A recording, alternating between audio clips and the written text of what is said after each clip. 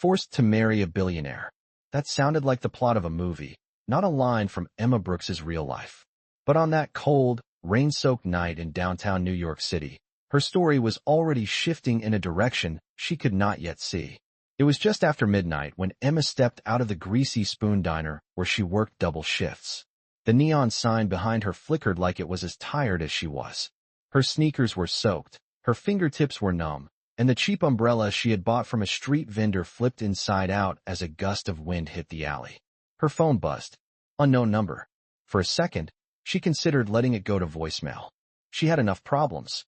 Student loan notices, medical bills from her younger brother's accident, a past-due rent text from her landlord that still sat unread because she already knew what it would say. She answered anyway. Hello. Her voice was thin, carried away by the wind and passing traffic. Ms. Emma Brooks? The voice was male, smooth, careful, with the kind of calm that came from never worrying about late fees. My name is Michael Cho. I am a legal representative for Hale Holdings. Mr. Nicholas Hale would like to speak with you. In person. Tonight. Emma pressed the phone closer to her ear, rain dripping from her hairline. I think you have the wrong person, she said.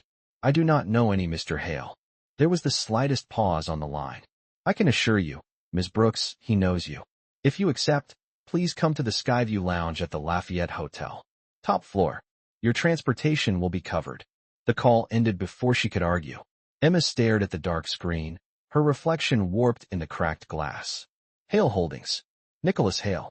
She had seen that name on business channels playing silently above the bar at the diner. The youngest billionaire in the city. Tech, real estate, a portfolio that looked like an entire skyline. Men in suits on the screen talked about him like he was a storm or a market crash. And now his lawyer was calling a broke waitress who carried her life in a faded backpack. 40 minutes later, after a subway ride that smelled like metal and old rain, Emma stood in front of the Lafayette Hotel. Crystal. Chandeliers glowed through the glass doors. Valet workers in perfect black coats moved like they were in a different world than the one outside on the sidewalk. She caught her reflection again. Wet hair pulled into a messy knot. Second-hand coat that could not quite hold the warmth in. A thin line of exhaustion under her eyes. She took a breath and stepped inside. The elevator ride to the top floor was silent except for the hum of machinery and the faint music drifting from the hidden speakers. She watched the numbers climb. 12, 20, 35. Skyview. The Skyview Lounge looked like it was floating above the city. Floor-to-ceiling windows framed the skyline, buildings glittering like they were made of diamonds instead of glass and steel. A bartender wiped down spotless counters. Soft jazz played. Almost all the tables were empty, except for one near the window. He was there, waiting. Nicholas Hale sat with his back to the city, as if the view belonged to him, and he had grown bored of it. His suit was charcoal, tailored sharply over broad shoulders. His white dress shirt was open at the collar, like he had left some formal event without caring what anyone thought. A heavy watch glinted at his wrist, more expensive than everything Emma owned combined. His eyes lifted when she approached. They were a cool gray, the color of the sky before a storm. Ms. Brooks. He did not stand, but the air around him shifted as if the room knew who he was. Please sit. Emma slid into the chair across from him, careful not to drip water onto the pristine floor. A leather folder sat between them on the table, thick with papers. Beside it lay a dark, elegant fountain pen that looked like it had its own security detail. She folded her hands in her lap to keep them from shaking. This has to be a mistake, she said. I serve coffee and burgers to people who think 10% is a generous tip. I have never met you. Nicholas regarded her for a long moment, his gaze clinical, almost detached. My family's trust fund committee met tonight, he said. My board met before that. Both of them have opinions about my life that they mistake for facts. He nodded at the folder. That is why you are here. Emma frowned. Because you're bored. Has opinions? I still do not understand. You will. His voice stayed calm, but there was a thread of fatigue wound through it, a heaviness that did not come from a long workday. I am required to be married before the next quarterly meeting in order to secure controlling interest in Hale Holdings. It is an old clause written by older men who believe fear is a better motivator than trust. They have a very specific list of women they would like to see sitting beside me. His jaw tightened on that word, list. I refused, he continued. So I proposed an alternative. A contract. A marriage that exists only on paper for a fixed term, with clearly defined benefits for the other party. No emotions. No expectations. The word hung between them. Marriage. Emma felt the room tilt, just a little. You brought me here to ask me to marry you? She almost laughed, but the seriousness in his eyes killed the sound before it left her throat.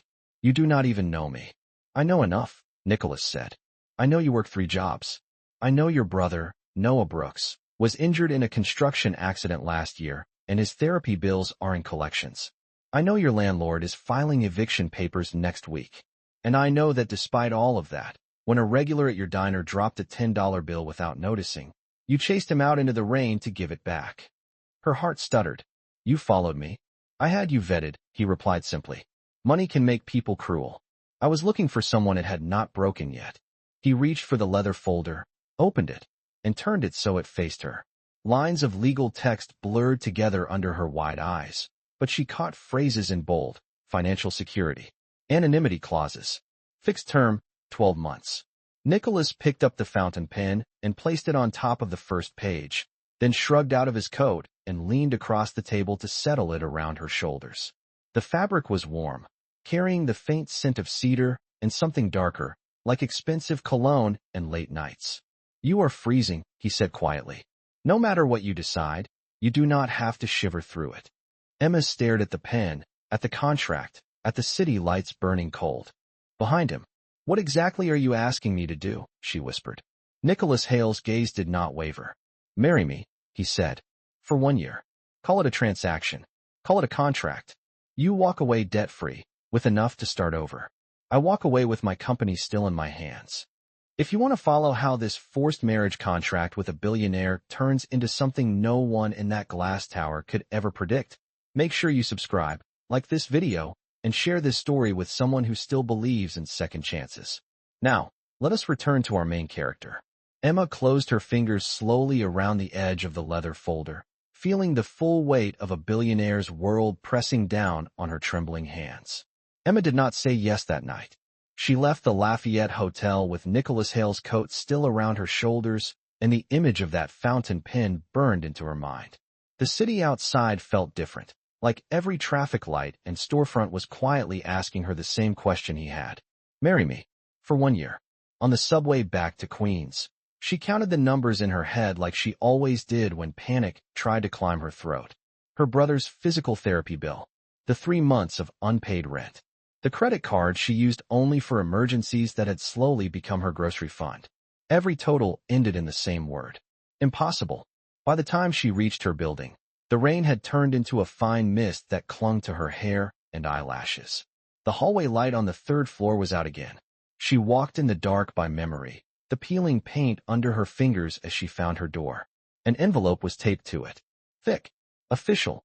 Past due notice. Her vision blurred for a moment. Emma took the envelope down with slow hands, then stepped into the tiny apartment she shared with Noah.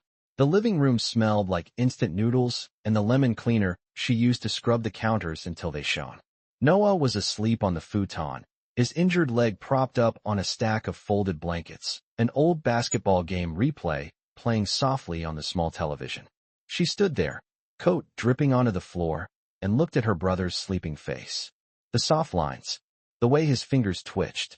When the announcer yelled on the screen, he had been the one with the big plans, the one who was supposed to leave this neighborhood first. Now he needed her just to make it through the month. Her phone buzzed again. A text this time.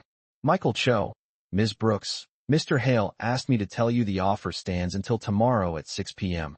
If you decline, there will be no further contact. Emma sat at the small kitchen table, spread the eviction notice and the medical bills in front of her, and watched the words blur together. She imagined staying. She saw Noah losing therapy. She saw cardboard boxes and a notice on the door that no billionaire could magically erase. Then she imagined leaving, walking into a world where people used words like quarterly and trust fund in normal sentences. A world where she would be Mrs. Nicholas Hale on paper and nothing more. A world where everyone would assume the worst about her before she ever opened her mouth. It felt like standing on the edge of a rooftop and choosing between 2 kinds of falling. The next afternoon, a black car with tinted windows pulled up in front of her building.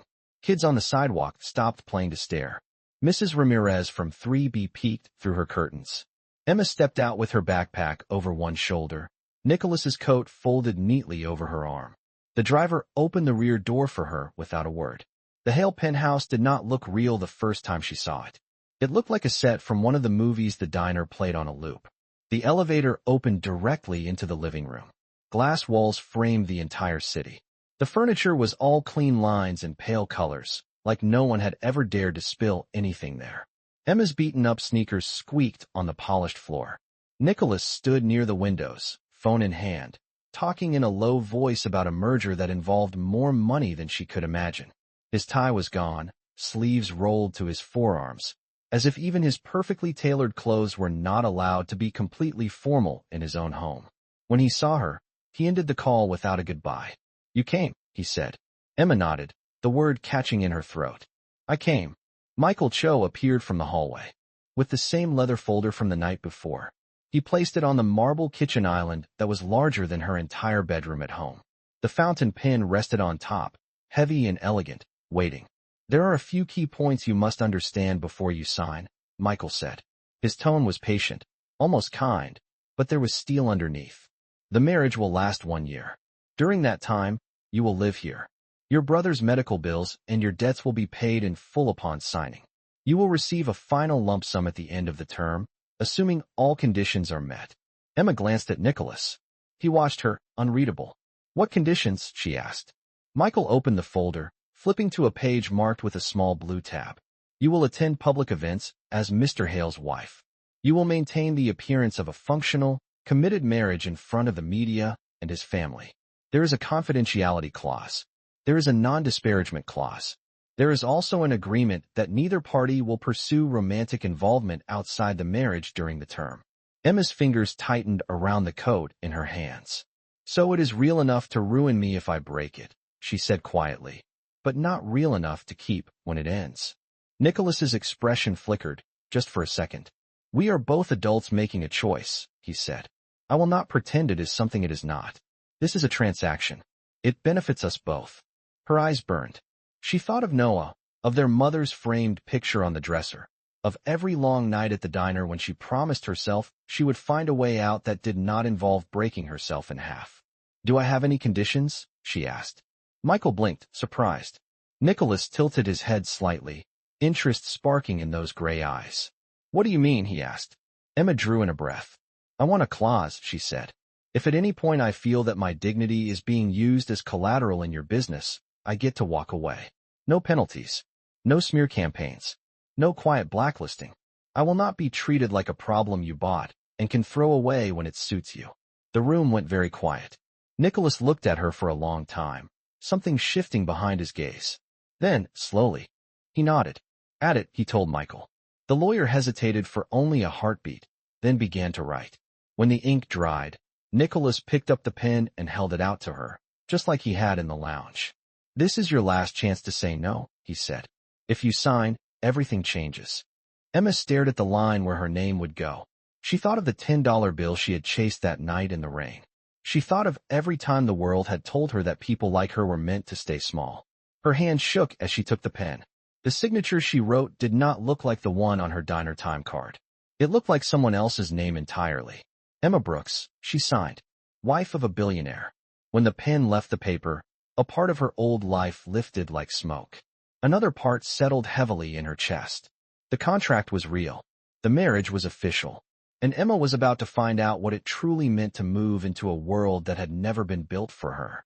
For a moment after she signed, no one moved. The sound of the pen clicking back into place echoed in the quiet penthouse. Michael Cho lifted the contract with careful hands, checked the last page, and gave the smallest nod. "Congratulations," he said. "Legally, you are now Mrs. Nicholas Hale." The words hit Emma in a strange, delayed way. They felt both too big and too thin at the same time, like a heavy coat that did not quite fit her shoulders. Michael gathered the papers back into the leather folder. "I will file everything with the court this afternoon," he continued. "The marriage certificate will be processed within a few days, but for all functional purposes, the arrangement begins now." He turned to Nicholas. "I will also inform the board that the condition has been met." Nicholas gave a short nod. Do that. Michael faced Emma once more. If you have any questions about the legal terms, you may contact me directly. My card is in the front pocket of the folder. You will receive a detailed summary of all accounts settled on your behalf by the end of the week. Emma managed a quiet, thank you, though she was not sure if she meant the word. When the elevator doors closed behind Michael, the penthouse felt larger, the silence heavier. The city outside stretched in every direction, a glittering reminder of how small she really was inside this glass box. Nicholas slipped his hands into his pockets and studied her for a moment. We should get you settled, he said. There are a few things we need to make clear before anyone else comes into this. He walked toward the hallway, and she followed, her sneakers soft on the polished floor. Recessed lights glowed above them. The walls were lined with modern art that looked expensive and slightly confusing. He stopped at a door and opened it. This will be your room, he said. Emma stepped inside. The space was bigger than the entire living room of her apartment in Queens. A king-size bed faced a wall of windows. There was a small sitting area with a couch and a bookshelf, and a walk-in closet that made her backpack feel like a joke. There are clothes in the closet, Nicholas said. Basic essentials. Dresses, coats, shoes in your size. My assistant handled it. If something does not fit or you do not like it, you can change it. You will also have a monthly allowance for personal expenses and any clothes you prefer to choose yourself. Emma opened the closet door. Rows of dresses in soft fabrics and muted colors waited on hangers. Heels lined up neatly on the floor. A few simple pieces of jewelry glinted on a tray. She swallowed. You did all this in one day, she asked. Nicholas shrugged. I have staff, he said. They are efficient. There is also this. He held out a small black card attached to a simple leather keychain. It looked ordinary, but she could feel the weight of it before it even touched her palm. Elevator key card, he said. This gets you directly to this floor and the private parking level. If you lose it, you call security immediately. We are married, but that does not mean everyone in this city has to know your movements. Emma curled her fingers around the key card. It felt like a pass to a world she did not belong to, and a reminder that she could be locked out at any moment. Nicholas watched her tuck it into the front pocket of her backpack. There is one more thing, he said. To everyone outside of this apartment, we need to present as a real couple. That means physical closeness when necessary. Hand-holding. A hand on your back. The occasional kiss in public if it is required. I will not push you into anything more than what the situation demands, but I will not have anyone suspect that this is a contract. Emma nodded slowly. Her throat felt tight. I understand, she said. I signed up for pretending. Something flickered in his expression, gone almost as soon as it appeared. I will have the staff briefed, he said. For now, only my head of security and Michael know the details of the arrangement. Everyone else will assume this is exactly what it looks like. He started to leave, but paused at the doorway. Emma, he said. She looked up. For what it is worth, he said quietly. I know this is not the life you imagined when you were growing up. If I could have found another way to keep my company, I would have taken it. You are not a problem I am solving. You are a person whose life is now tied to mine. I will try not to forget that. He left before she could respond. That night, after she had called Noah and given him the edited version of the truth, after she had stood under a shower with water pressure strong enough to rattle her bones, Emma opened her backpack on the pristine bedspread. Inside were her real life and her old world. A packet of ramen that had been crushed at the bottom. A bent photo of her and Noah at a county fair, faces sunburned and happy. The cheap notebook where she had written budgets that never balanced and dreams that never quite made it onto the page. She placed the photo on the nightstand next to the sleek lamp. It looked small and out of place, but at least it was something that belonged to her. In the morning, the scent of coffee pulled her to the kitchen. She followed it barefoot, the city still hazy outside the windows. Nicholas was already there, in dark slacks and a white dress shirt, sleeves rolled. He moved with the easy confidence of someone who knew exactly where everything was and what it cost. On the counter was a complicated-looking machine that probably deserved its own manual. Emma reached for a mug and poured herself coffee, the way she had done 1,000 times at the diner. You may not want to do that, Nicholas said without looking up from the tablet in his hand. The beans in that grinder are very strong. It is a blend I usually drink black. Most people find it harsh. Emma lifted the mug to her nose. The smell hit the back of her throat. She took a cautious sip and tried not to cough. "It is fine," she said, forcing a swallow. A corner of his mouth twitched. "There are other options in the cabinet to your left," he said. "Teas. A lighter roast. You do not have to drink something just because it is there." Emma set the mug down slowly. "I am used to taking what is available," she said. "It saves time." Nicholas finally looked at her. There was something probing in his gaze, as if he was trying to place her in a world that ran on choices instead of survival. He reached for his own cup, then hesitated. "You have a full day," he said. "My stylist and my assistant will come by to help you prepare for dinner with my family. They will have opinions. Some of them will be loud. Remember your clause." Emma blinked. "My clause? Your dignity," he said. "If anyone treats you like you are here to be bought or displayed, you walk away. You made that very clear." I agreed to it. "Hold me to it." For the first time since she had signed, a small thread of something warm and unsettling moved through her chest. Respect. It was not love, it was not safety, but it was something. She nodded. "Then I guess I should not spill coffee on this very expensive floor," she said. He almost smiled. "As your billionaire husband," Nicholas said, "I can assure you I can replace the floor." Emma looked him straight in the eye. "I am more worried about the part of me that I cannot replace," she said. Their gaze held for a moment longer than it needed to. Then the day began, and with it, Emma's first steps into a life where every room, every glance, and every word would test the limits of the contract she had just signed. The stylist arrived first. At 9 in the morning sharp, the elevator doors slid open and a woman in a cream blazer stepped into the penthouse, as if she had done it 100 times. Behind her, a younger woman followed with a rolling rack of garment bags and a case that looked like it held either surgical tools or very expensive makeup. "Mrs. Hale," the woman in the blazer said. For a half-second, Emma looked over her shoulder, expecting someone else. Then she remembered that the papers were real now. "Yes," she said. The word felt strange on her tongue. "That is me. I am Ava Rhodes," the woman said. "Your stylist. This is Claire, my assistant. Mr. Hale asked us to prepare you for dinner with his family tonight, and to start building a wardrobe that reflects your new role." Emma glanced down at her faded jeans and soft t-shirt. "My new role," she repeated, mostly to herself. Ava smiled in a professional, efficient way. "Do not worry," she said. "You are a very good canvas." Within minutes, the quiet living room became a moving closet. Dresses in navy, black, and deep jewel tones. Coats with clean lines. Shoes that looked like they might snap in half if Emma put her full weight on them. Claire set up her case on the kitchen island, rows of brushes and palettes unfolding like a painter preparing for a masterpiece. Emma stood in front of the full-length mirror while Ava circled her, pinning fabric, adjusting hems, making quick notes on a tablet. "How formal are these dinners?" Emma asked. "Tonight is family only," Ava said. "However, in this family, there is no such thing as casual. You will also have the Hale Foundation Gala at the end of the week. There will be cameras.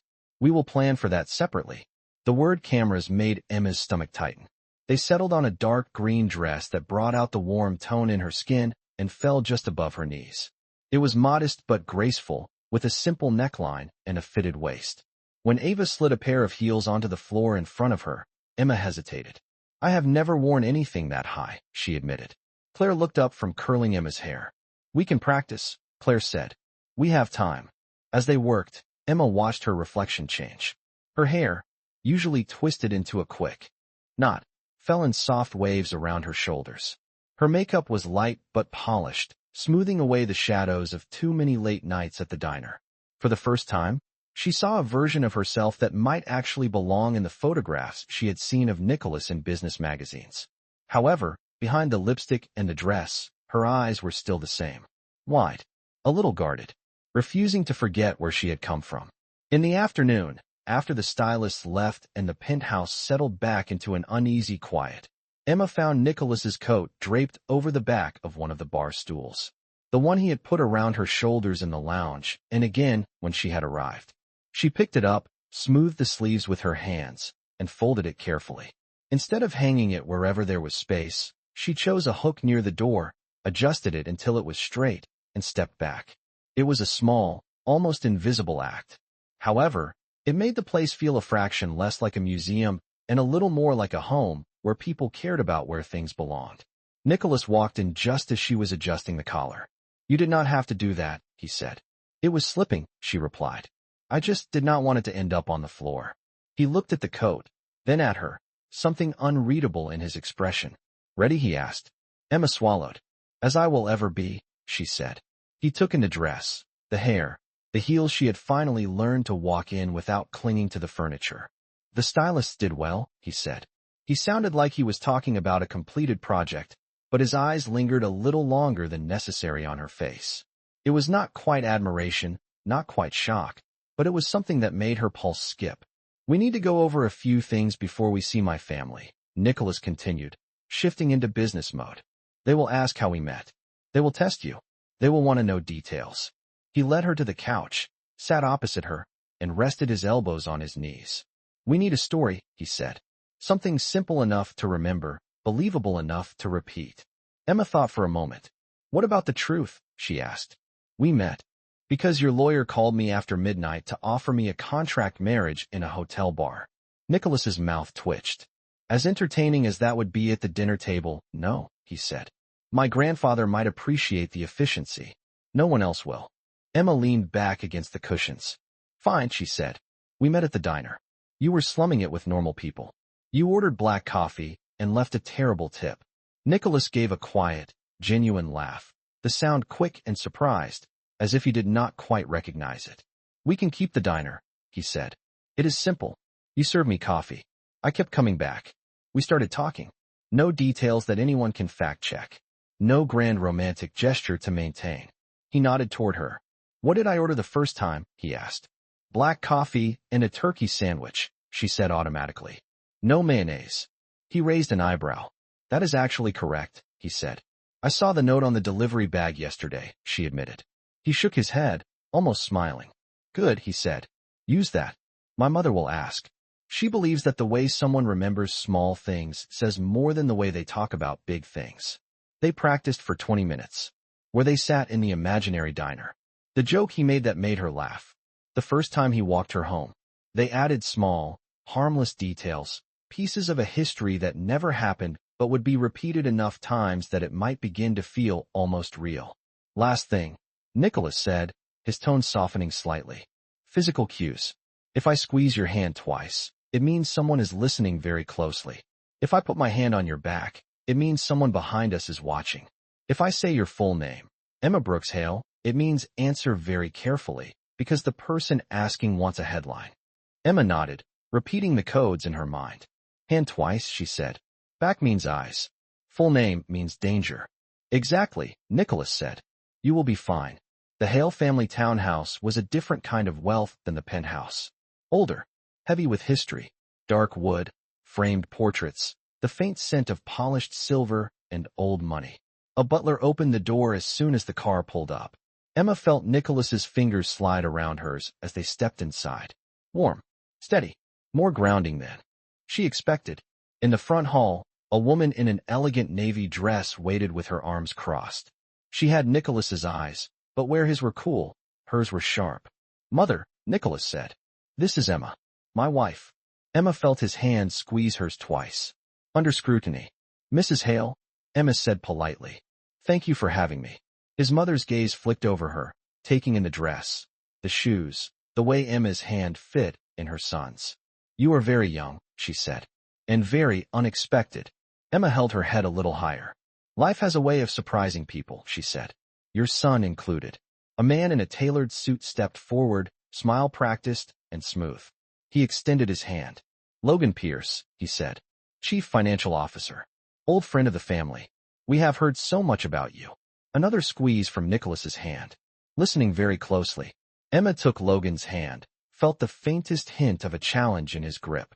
"All good things, I hope," she said. "Although I am sure some of them came with spreadsheets."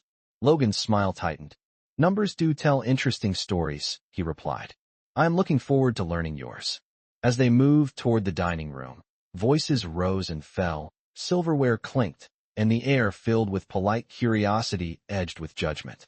Emma felt the weight of every glance, every whispered aside. The contract had bought her a seat at this table. Now she would find out what it cost to keep it. Dinner is a performance. Emma realizes this the moment she steps into the Hale dining room. The table is long and gleaming, set with more silverware than she knows how to correctly use. Crystal glasses catch the light from the chandelier. At one end, a massive painting of some distant ancestor watches over everything with disapproving eyes. Nicholas's hand rests lightly on the small of her back as they enter. The contact is subtle, but it anchors her. Conversations dip for a heartbeat. Heads turn. There they are. A woman with perfectly styled blonde hair says from the far side of the table. The newlyweds. This must be an aunt. Or something worse. Nicholas pulls out Emma's chair before taking his own. His mother sits at the head of the table. Logan slides into a seat a few chairs down, close enough to hear every word. A server in a crisp white shirt moves silently between them, pouring water. So, Nicholas's mother says, folding her linen napkin with slow precision. Emma, is it? Nicholas tells us you were working at a diner. Yes, Emma says. She keeps her voice steady. The East Side Grill, in Queens. And what exactly did you do there? The aunt asks, tilting her head. Wait tables. Work the register. I did whatever needed to be done, Emma says. Serving customers. Cleaning. Covering for the cook when he was sick. That sort of thing. The aunt's smile sharpens. Multi-talented, she says. I suppose that is useful when you marry into a family like ours. Emma feels Nicholas's fingers brush hers under the table. A quick, firm squeeze. Twice. Listening closely, his mother lifts her wine glass. Our family has always valued ambition, she says. It is just that we are used to seeing it expressed through advanced degrees and leadership positions, not hourly wages. The words are light, but the message is not. Logan leans forward slightly, voice smooth. Ambition comes in many forms, Margaret, he says to Nicholas's mother. I am sure Emma has her own version of it. You do have ambitions, do you not? Every eye at the table turns to her. Emma takes a sip of water to buy herself a breath. Her heart beats loudly in her ears, but her voice, when it comes, is calm. I do, she says. My ambition has always been simple. To pay my bills on time. To keep a roof over my brother's head. To not drown in debt that I did not create. It is not glamorous, but it is very motivating. The aunt's lips press together. Someone at the far end of the table clears his throat. Emma continues before anyone can cut in. I think sometimes people imagine that ambition only counts if it comes with a corner office, she says. But the people washing dishes, cleaning floors, serving food, they are ambitious too. They just do not get their names on the building. Nicholas watches her, expression unreadable. Logan's eyes narrow, as if he is examining a new variable in a very delicate equation. The first course arrives. Servers move around them, placing plates with practiced elegance. One server, a young man with dark hair and nervous eyes, bumps a water glass near the aunt's elbow. The glass tips, sending a splash across the white tablecloth and the edge of her designer dress. The aunt recoils. Careful, she snaps. Do you have any idea how much this fabric costs? The server freezes, face draining of color. I am so sorry, ma'am, he stammers. I will take care of it right away. Logan chuckles under his breath. This is what happens when you hire from outside the usual circles, he says quietly, but not quietly enough. No sense of how to move in these spaces. The young man fumbles for a cloth napkin. His hands shake. The aunt is still scolding him. The room tightens. Emma sees his panic. She sees the way his shoulders curl inward, like he is bracing for a blow that has nothing to do with spilled water. Before she can second-guess herself, she pushes back her chair and stands. It was my fault, Emma says clearly. All conversation stops. Her voice is steady as she looks at the server. I shifted my chair at the wrong time, she says. You were just doing your job. May I have a towel? I will help clean it up. The aunt blinks, confused. That is ridiculous, she says. You did not touch the glass. Emma meets her gaze head-on. Maybe not, she says. But I have knocked over enough drinks in my life to know it can happen to anyone, including me. Nicholas's hand rests on the back of her chair now. Not to pull her down, but to stand with her. She feels it like a quiet statement. Logan watches, eyes calculating, as if he is trying to decide whether this is naive or dangerous. The server hands Emma a towel. She dabs gently at the tablecloth, then at the aunt's sleeve. Her movements are careful, practiced. I spent years on the other side of this, Emma says softly, but the room is quiet enough for everyone to hear. being yelled at for mistakes when I was already doing my best. It never actually made anyone feel better. The aunt's mouth opens, then slowly closes. She studies Emma for a long moment, some of the sharpness in her features fading. It is only water, Emma adds. We are lucky it is not red wine. That would be a real tragedy. A few people laugh. Even Nicholas's mother's lips twitch, almost against her will. The tension in the room loosens. Just a little. The server mutters another apology and retreats to the kitchen, shoulders slightly straighter than before. Emma returns to her seat. Her hands tremble under the table, but she keeps her face calm. Nicholas leans closer, his voice low enough that only she can hear. You did not have to do that, he says. Yes? Emma answers, keeping her eyes on her plate. I did. There is a pause. Then she feels it. His fingers, warm against hers, not just a coated squeeze this time, but a quiet thank you. As the meal continues, the questions change. They still test her, but there is a new edge of curiosity in them. Someone asks about her brother. Someone else asks what books she likes to read. Nicholas's mother does not smile, but she listens more than she interrupts. Logan raises his glass near the end of dinner. To Emma, he says. Our unexpected addition. The word unexpected could be an insult. Emma chooses not to let it become one. To families getting used to surprises, she replies, lifting her glass. And to not punishing people for accidents. Nicholas's gaze meets hers over the rim of his glass. There is something new there. Not just strategy. Not just relief that the dinner has not devolved into disaster. Respect. And something he does not have a name for yet. As they leave the townhouse later, the night air cool against her skin, Emma feels the weight of what just happened. This was always supposed to be a role she played. A part in a contract written by people with more money than mercy. But tonight, in a room full of people who believed power meant never having to bend, she had drawn a line in defense of someone who could not. And Nicholas Hale, billionaire, had not only allowed it. He had stood beside her while she did. The car ride back to the penthouse is quiet. New York slides past the tinted windows in streaks of light and shadow. Street vendors rolling their carts home. Couples huddled together against the cold. Yellow cabs weaving through traffic like bright fish in a dark river. Emma sits with her hands folded in her lap, dress smooth, back straight. Her pulse is still not completely calm. The taste of the dinner conversation lingers on her tongue. Beside her, Nicholas loosens his tie with one hand, the other resting lightly on his knee. His profile is all sharp angles and control, but his shoulders are not as rigid as they were on the way to his family's townhouse. You did well, he says finally. Emma looks over, surprised. At what? She asks. Not dropping a fork on the crystal floor? At not letting them walk over you, he replies. And at not letting them walk over the staff either. He glances at her. You did not have to step in for that, server, he adds. Most people would have pretended they did not see anything. Emma looks out the window again.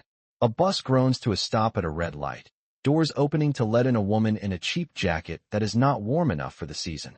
I saw myself, she says quietly. That is harder to ignore. The car pulls into the underground garage. The elevator ride up feels different tonight, charged with something she does not want to name. Inside the penthouse, Nicholas drops his keys on the counter and shrugs out of his suit jacket. Emma instinctively picks it up, smooths the sleeves, and hangs it next to his coat near the door, aligning the shoulders so they sit just right. He notices. You have a thing about coats, he says. It is a small way of keeping order, she answers. When everything else feels like it could fall apart, it helps to have one thing that does not. He studies her for a moment. Come on, he says. There is something I want to show you. He leads her up a short flight of stairs she has not used yet, to a glass door that opens onto a private rooftop terrace. The city spreads out below them, a living map of light. The air is colder up here. The wind carries the low hum of traffic and the faint echo of distant sirens. Emma hugs her arms around herself. You come up here a lot? She asks. Only when I cannot sleep, Nicholas says. Which is more often than I admit. He walks to the edge, resting his hands on the railing. When I was a kid, my father used to bring me to the top of buildings like this, he says. He would point at the skyline and say, one day, all of this will be yours to manage. Do not forget that people are numbers before they are names. Numbers are easier to control. Emma steps closer, the heels of her shoes ticking softly against the stone. That is charming, she says dryly. Nicholas gives a short, humorless laugh. He believed fear was more efficient than respect, he says. It took me a long time to realize I did not want to be him. The board, my family, Logan, sometimes they forget that part. He pauses, eyes on the glowing grid of streets below. You were not supposed to challenge my aunt, he says. Or Logan. You did anyway. Emma leans her elbows on the railing beside him. From here, the cars look like small toys, the people like moving dots. Do you regret that? She asks. No, he says. The answer comes faster than she expects. I'm just not used to anyone doing it without an angle. Emma looks at him. You seriously think I had a secret strategy with that napkin and spilled water? She asks.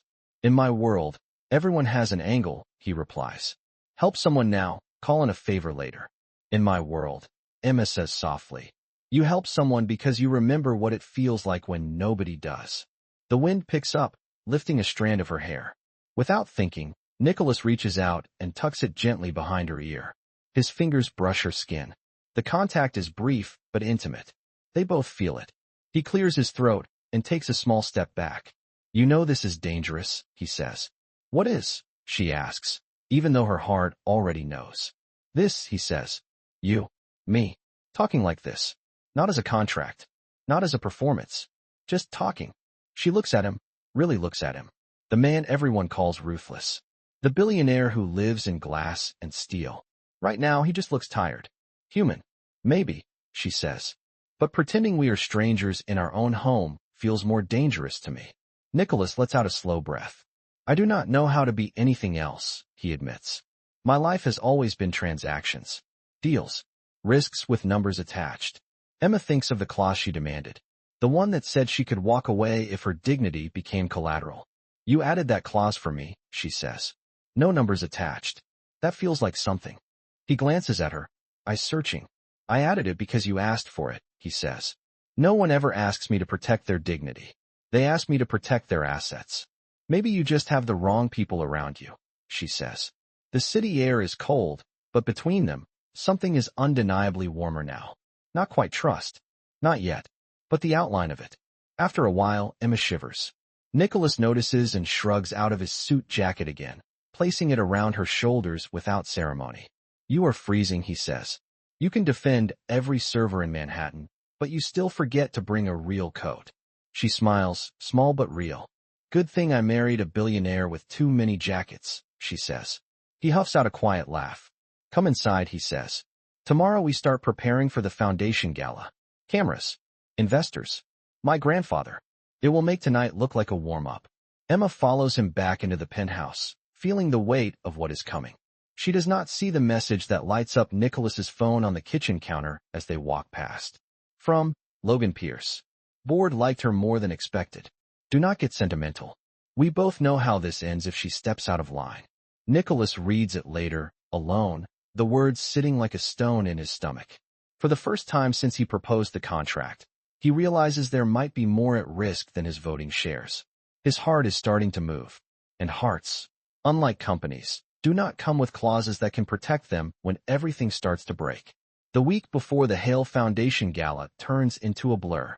By day, Emma is escorted through fittings, briefings, and etiquette refreshers. She learns which forks to use, how to navigate conversations with donors who wear concern like an accessory, and how to stand in a way that looks graceful on camera but does not destroy her feet.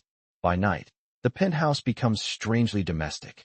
Nicholas takes late calls at the kitchen island while Emma makes tea.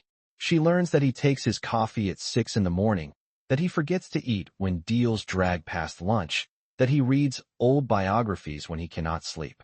Once, she walks into the living room and finds him napping on the couch in a loosened tie, the television playing some documentary he clearly did not last through.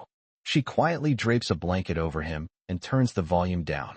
He does not wake, but his hand curls into the fabric like he is holding on. On Thursday afternoon, 2 days before the gala, Emma video calls Noah from the bedroom. His hair is growing back in, messy and stubborn. He grins when he sees the skyline behind her. You look fancy, Em, he says. This billionaire thing suits you. It is a lot of glass and stairs, she says. You would hate it. There is nowhere to shoot hoops. He laughs, but his smile softens. You look good, he says.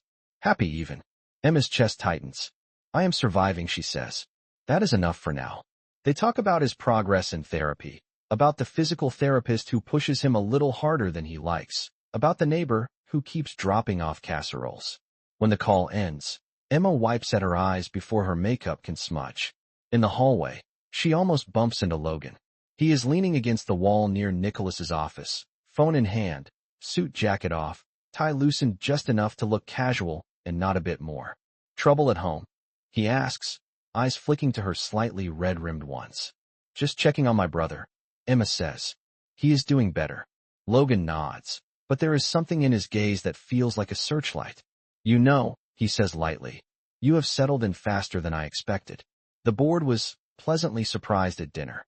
I did not realize I was being graded, she replies.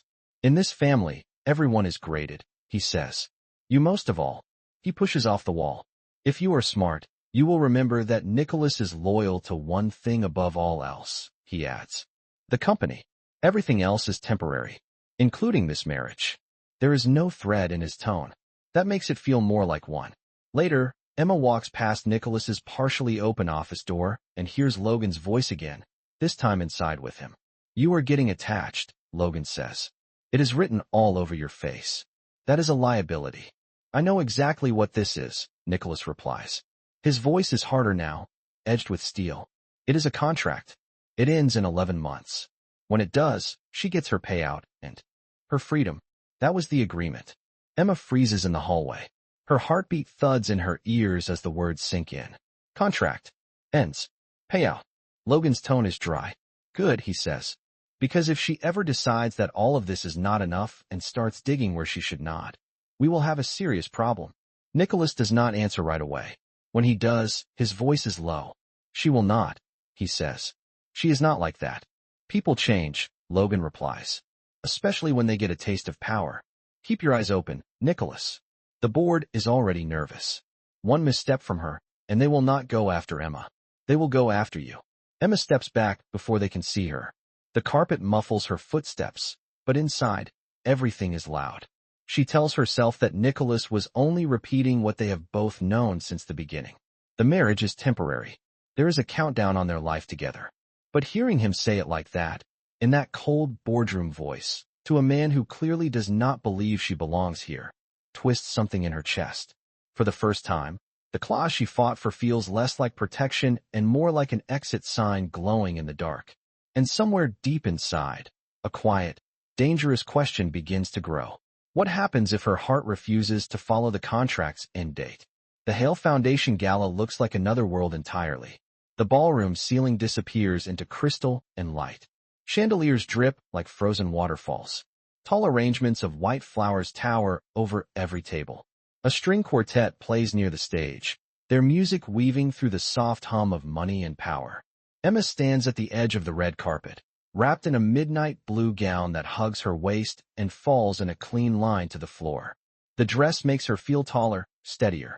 The lights from the cameras make her eyes water. Nicholas is next to her in a black tuxedo, bow tie perfectly straight. His hand rests at the small of her back as they step into the flash of cameras. Remember, he murmurs, lips barely moving. We walk. We smile. We stop when they call our names. You answer nothing you do not want to. Reporters call out. Nicholas, over here. Mr. Hale, is this your first public event? With your wife? Emma, what is it like going from diner shifts to charity galas? Emma turns her head slightly, giving them the angle Ava taught her. Nicholas's hand squeezes hers once, steadying. It is an honor to support the foundation. Emma says, voice even. I have seen what it means when people like the ones in this room actually follow through on their promises. A reporter shouts, how did you two meet? Cameras tilt closer. Microphones push forward. Emma does not have to look at Nicholas to feel his attention sharpen on her. At a diner, she says. He ordered a turkey sandwich and black coffee. He did not smile much. I made it my mission to change that. A ripple of laughter passes through the crowd. Nicholas's mouth curves, just a little. Their practice story lands clean. Inside the ballroom, donors and executives move through the room like they own the air. Servers in black uniforms weave between them, balancing trays of champagne flutes. Emma notices the way guests speak to them, or do not speak to them at all. Snap fingers. Impatient waves. Someone at the nearest table leans toward her. The foundation's work is so important, the woman says, swirling wine in a glass that probably costs more than Emma's rent used to be. These underprivileged kids, they need someone to show them how to behave. Emma's jaw tightens. Or, she says, they need someone to show them that their worth is not tied to how well they fit into rooms like this. The woman blinks, taken aback, then lets out a brittle laugh. How refreshing, she says. Nicholas has always liked unconventional opinions. Across the room, Logan stands with a small cluster of board members, posture easy, eyes sharp. When he notices Emma looking, he lifts his glass in a small, unreadable salute. An hour into the evening, Nicholas is called backstage to prepare for his keynote speech. Emma stays near the edge of the room, chatting with a young journalist from a smaller news outlet who seems more interested in the foundation's programs than in gossip.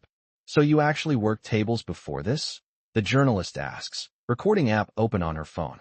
What would you want people in this room to know about the people at the bottom of the ladder? That they are not rungs, Emma says. They are human beings. The system forgets that sometimes. She keeps it light, stays away from anything that can be twisted. When a publicist waves the journalist away toward the press area, Emma exhales. Backstage, in a quieter hallway, Logan corners Nicholas just minutes before he is due on stage. We have a problem, Logan says, voice low. Nicholas looks up from his note cards. What kind of problem, he asks. Logan holds out his phone. On the screen is an email, subject line, confidential board agenda. The body contains bullet points from a meeting that was supposed to stay behind closed doors.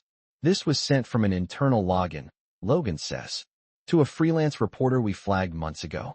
The IT department traced the access back to a device registered to your wife's account.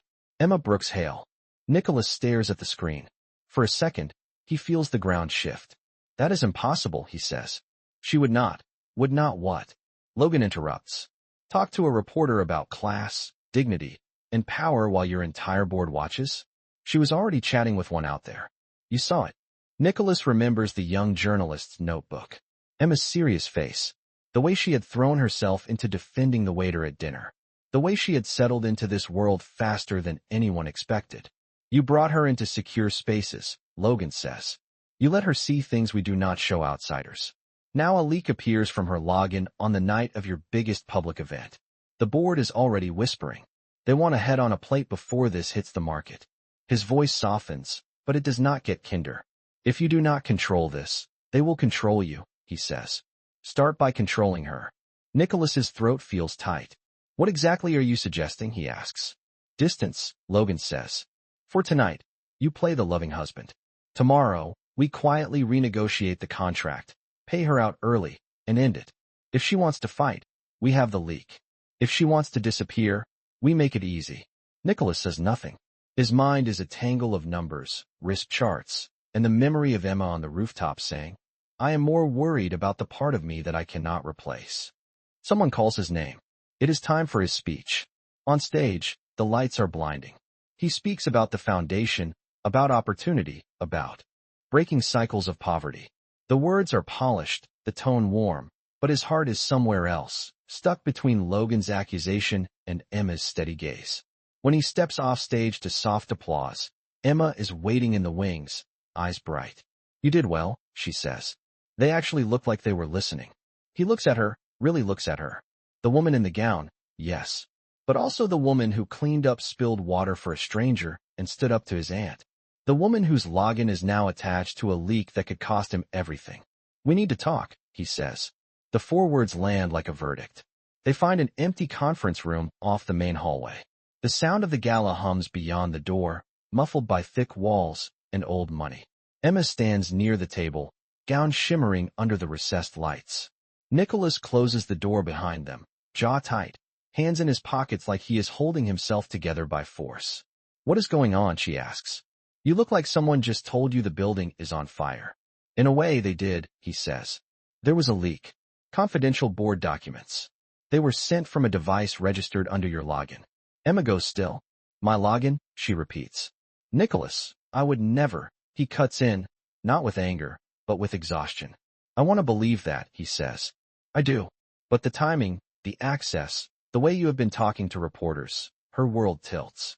So you think I came into your life, let you pay my brother's bills, moved into your home, just so I could leak secrets to a freelance reporter? She asks. You really think I did that for a payout? His silence is worse than any accusation. Something in her chest cracks. You know what hurts the most? Emma says, voice shaking but clear. Not that someone used my name. Not that your board is looking for a scapegoat. It is that the first place your mind went was to the idea that I might be capable of this. Emma, he starts. She holds up a hand. I fought for one thing in that contract, she says. One line. My dignity is not for sale. I put it in black and white because I knew one day this world would try to rip it away. Tears burn at the corners of her eyes, but she does not let them fall. I am invoking that clause, she says. Right now, I will not stand here and beg you to trust me.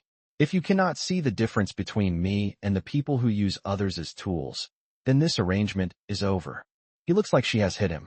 Emma, if you walk out of here in the middle of the gala, they will destroy you in the press, he warns.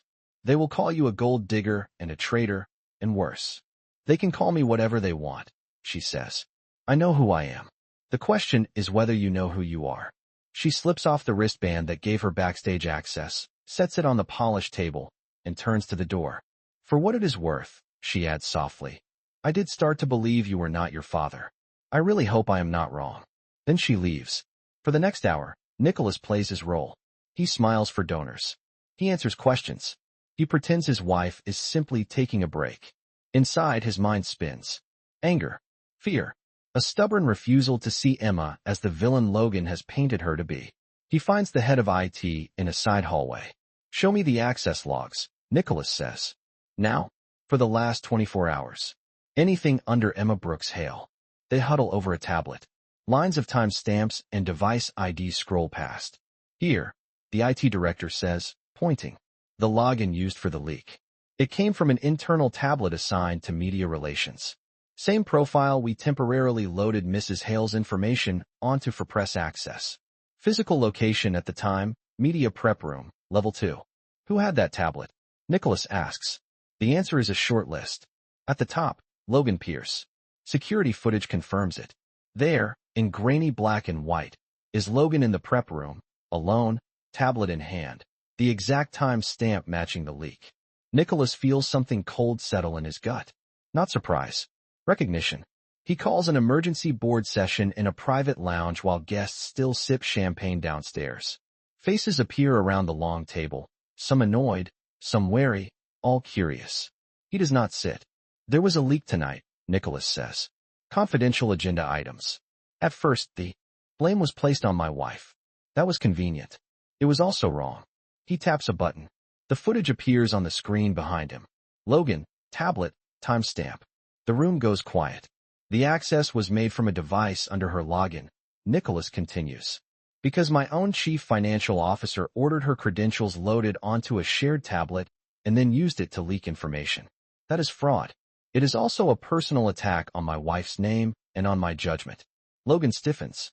You have no proof of intent, Logan says. It was a mistake. Then you can explain that mistake to our legal team, Nicholas replies. Effective immediately, you are suspended pending a full investigation. Security will collect your badge. He turns to the rest of the board. And while we are at it, let me make something else very clear, he says. I proposed a contract marriage. That part was my doing. I thought I could keep my company by turning a human being into a legal solution. That was wrong. Emma has done nothing but hold herself with more integrity than most people at this table.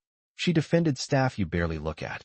She refused to sell her dignity, even when I failed to protect it. You want to come after someone for tonight? You come after me. His mother narrows her eyes. What exactly are you saying, Nicholas? She asks. I am saying that from this moment on, Hale Holdings does not treat people like numbers first, he says. I am restructuring the foundation to include staff voices. I am authorizing a wage review for our lowest paid employees. And I am done letting fear run this company in my father's name. A board member scoffs. You are risking everything for a woman you married on paper, he says. Nicholas shakes his head. No, he says. I am risking everything because she reminded me that being a leader without a conscience is just being a bully with better stationery. He leaves the room before they can vote, because he knows something now that matters more than their approval. If Emma walks away, It will not be because he was too late. The car to Queens feels slower than every billion-dollar deal he has ever closed. When he reaches her old building, the hallway light is still out. He finds her at the door of the apartment, key in hand, suitcase at her feet. She looks tired, beautiful, heartbroken. I already turned in my bracelet, she says. You do not have to escort me back. I know, he says. I am not here as the man from your contract. She lifts an eyebrow. Then who exactly are you? She asks. He takes a breath. I am the man who almost repeated every mistake his father made, Nicholas says. The man who let fear and numbers speak louder than the woman who has done nothing but show him who he could be instead. Logan framed you. I have proof. I confronted the board. He is out. And if you still want to invoke your claws and walk away, I will not stop you. You will get every cent, every protection, and my public apology on any stage you choose.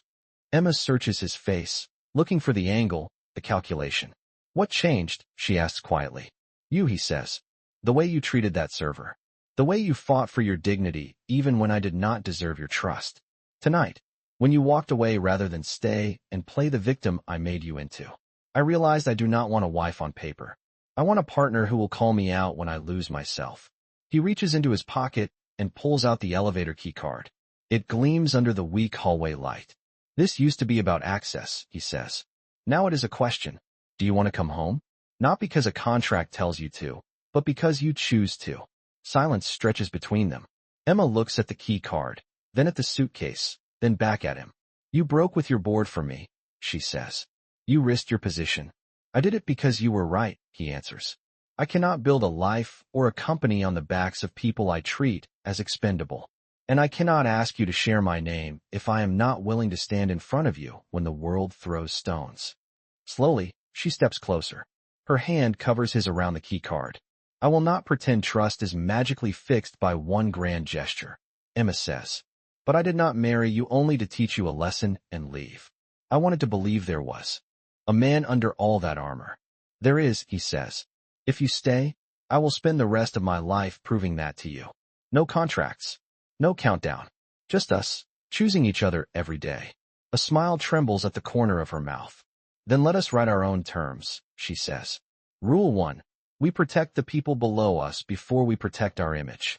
Rule 2. When we are afraid, we tell each other, not the board. Rule 3. You hang up your own code at least half the time. He laughs, the sound breaking through the tightness in his chest. Deal, he says. She takes the key card and the hand that offers it. As they leave the dim hallway and step back into the night toward a future that is no longer written by lawyers, the world outside is still divided by glass and steel, by penthouses and walk-ups. But somewhere in the middle of that divide, a billionaire and a former waitress are learning to build something different. Not a transaction, a home. Thank you for joining us for this cinematic adventure. If you want more untold stories of billionaire love and redemption, please subscribe and choose your next true heart journey on your screen now.